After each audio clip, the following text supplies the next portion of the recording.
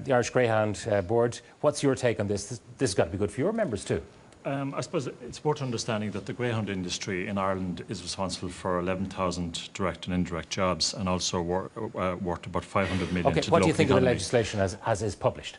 I suppose my comment is that it's actually because it does double registration, which will imply double financial hardships on an industry that's already been cut by 23%. You mean you charge registration already yourselves? We charge registration so already. So they'll have to have a second registration? Second registration or whatever. You have double level of inspections, and because of the wording of the bill is vague and ambiguous. What you inspect already? We inspect already. And also, given the way the bill is formulated, it will drive the breeding of the Irish greyhound industry abroad. So effectively, it will sound the death knell of the Irish greyhound industry. I don't believe that. Sure. Most of the fellas at breeding greyhounds have a couple of dogs at the back, and they take their chances at Harold's Cross or Shelburne Park. They live in hope more than expectation, but they won't give it up. They love it.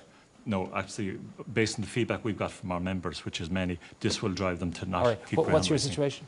I'm the secretary of the Galway branch of the Greyhound Owners and Breeders, and I think it's ridiculous that we're actually sitting here talking about having our greyhounds regulated when we are under strict regulations as it is now. Every time we bring a dog to the track, the dog is checked. If the dog is not fit for running, we're told to take the dog home, which very, very seldom happens. Our dogs are treated like lords. Got your point. Neil O'Brien, hang on a second. You're gilding the lily here. Your approach was to deal with the puppy farmers, the people who are incredibly cruel to their creatures. You have disease, you have malnutrition, you have all of those. I'm talking about the rogue puppy farmers, not the people doing it legitimately. Indeed. That's the problem you set out to solve, and you're solving problems that aren't really problems in this bill. No, well, it's important to differentiate between the good dog breeders and the not-so-good dog breeders. It really is important to differentiate.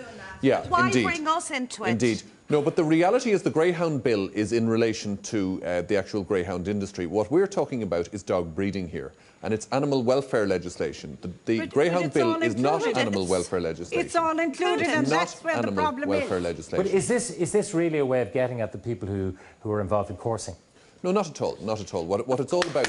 What it's all about.